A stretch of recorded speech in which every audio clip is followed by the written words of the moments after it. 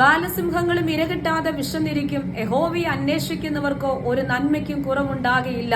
Israel ജനതയുടെ മരുഭൂയാത്രയിൽ എത്ര ശ്രേഷ്ഠകരമായ വിധത്തിലാണ് ദൈവം തന്റെ ജനത്തെ വഴി നടത്തിയത്.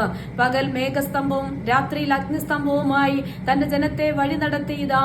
അവർക്ക് വേണ്ടുന്ന ആഹാരങ്ങൾ തക്ക സമയത്ത് കൂടാരവാതുക്കൽ വർഷിപ്പിച്ചു കൊടുത്ത് ദൈവം തന്റെ ജനത്തെ മാനിപ്പാനിടയായി തീർന്നു. അങ്ങനെയെങ്കിൽ പ്രിയരെ, ദൈവമുഖം നോക്കി ഇറങ്ങി തിരിച്ചവരാരും ലജ്ജിക്കുവാൻ കർത്താവ് അനുവദിപ്പിക്കുകയില്ല. തക്ക സമയത്ത് എല്ലാവിധ കരുതലുകളും സർവശക്തനായ ദൈവം നമുക്ക് വേണ്ടി ഒരുക്കി തരും. കൂടാരവാതുക്കൽ കൃത്യസമയത്ത് കൃത്യതയോടെ ദൈവത്തിന്റെ പ്രവൃത്തി പ്രകാരം നന്മകളെ ഒരുക്കി കൊടുത്തുവെങ്കിൽ തന്റെ ജനത്തിന്റെ വിശപ്പിനെ അറിഞ്ഞ് തന്റെ ജനത്തിന്റെ അവസ്ഥകളെ അറിഞ്ഞ് പ്രവർത്തിക്കുന്ന ഒരു ദൈവമാണ് നമ്മോട് കൂടെയുള്ള ദൈവം.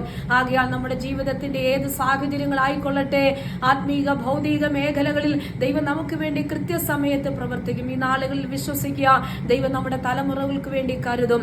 ദൈവം നമ്മുടെ ശുശ്രൂഷകൾക്ക് വേണ്ടി കരുതും. വിശ്വാസത്തോടുകൂടി മുൻപോട്ട് പോകാം.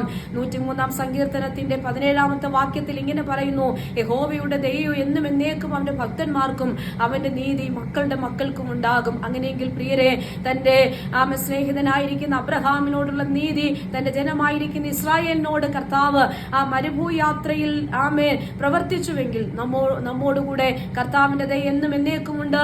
വിശ്വാസത്തോടെ മുൻപോട്ട് പോകാം. ഈ വചനങ്ങളാൽ ദൈവം നമ്മെ അനുഗ്രഹിക്കുമാറാകട്ടെ.